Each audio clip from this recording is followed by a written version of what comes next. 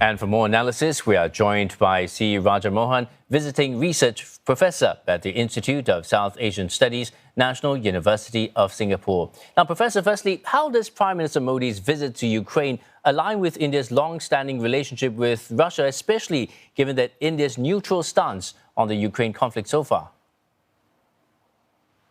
Look, I think what it does is, as you heard the Indian spokesman talk about a little earlier, that India is now trying to develop relations with both Russia and Central Europe, including Ukraine and Poland and other countries, each on its own merit. So just as Russia has good relationship with China, but they also have good relationship with India, I think what we're seeing is India finally dehyphenating, if you will, its relationship between Russia and Ukraine. I also would want to say, look, India did not condemn Russia's aggression, but it also did not endorse Russia's aggression, because as a developing country, India is acutely conscious of the importance of sovereignty and the importance of countries abiding by the UN Charter. The fact is, India has had a long-standing relationship with Russia, and it is trying to prevent the damage to that relationship. But now, I think, by reaching out to Ukraine and to Central European countries like Poland, India is going to bring greater balance into the way it approaches Russia's conflict with Ukraine. So, Professor, would you say that this visit could signal a shift in India's foreign policy towards a more balanced approach between Russia and the West?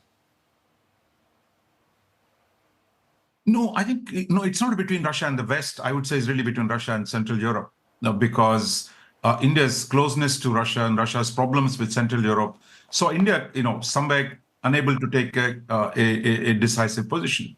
But if there's one aspect of India's foreign policy over the last 10 years under Prime Minister Modi, it has been the dramatic expansion of India's engagement with the United States, with Europe, and US allies in Asia. So that is the biggest change. So the tension is not between policy with Russia and the West, but I think how does India specifically respond to Russian expansionism in Central Europe?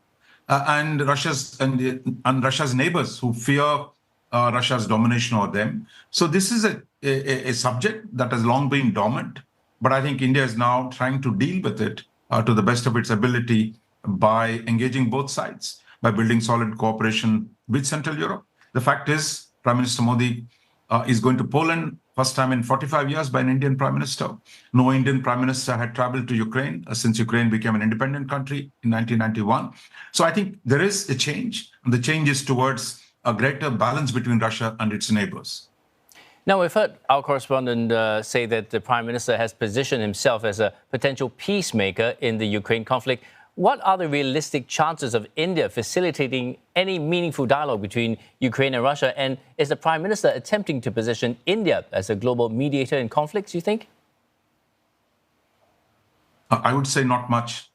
So I would say don't hold your breath that India is going to pull out a big rabbit out of the hat.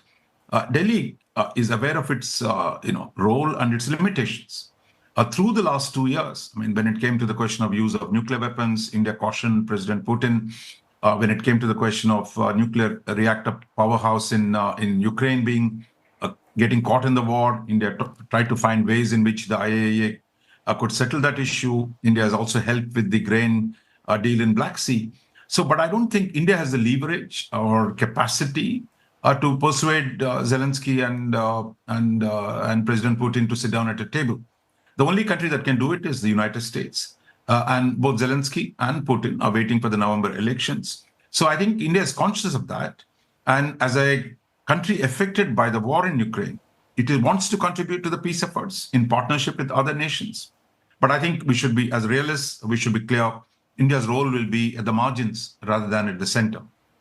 Now, speaking of the US, how might this visit impact India's relationship with Western countries, particularly the US themselves, which has pressured India to take a firmer stance against Russia? I think they'll be happy that there is more balance in India's relationship. But this doesn't mean India is going to give up its traditional relationship with Russia. So to the extent that India, which has not engaged with Central Europe, is doing that, would be welcome in Washington. We had, in fact, the Deputy Secretary of State Richard Verma in Delhi a couple of days ago, welcoming India's visit. So I think for that, they have no reason to complain. Even on the question of oil purchases, the Biden administration has been quite understanding of India's concerns and has not really attacked India for its attempt to maintain its economy. The problem, of course, the criticism has largely come from the think tanks and the commentariat rather than the Biden administration itself. Now, finally, could the Prime Minister's actions lead to increased pressure from Western nations on India to, say, reduce its economic dependency on Russia? Look, I think India is too big a country to be pressured. It's a major oil importer. It imports almost all of its hydrocarbons from outside. Russia has emerged as an important exporter. They're selling to China, they're selling to India, and they're selling it at a good price. So I don't think India is going to forego the opportunity of buying oil at cheap prices just because the West doesn't like it. Now, India is also conscious that the Europeans continue to buy gas. Europeans are buying processed oil from India and other places. So I think on the question of energy, I don't think there's any pressure at all. In fact, in the US, there are many who see the importance of India continuing to buy oil from Russia, which keeps the market stable. Because if India does not buy it and everyone goes to the Middle East, the prices of oil will actually go up. So I don't think there's any pressure from the US. Actually, contrary, there's great understanding of why India is doing it and what it is doing.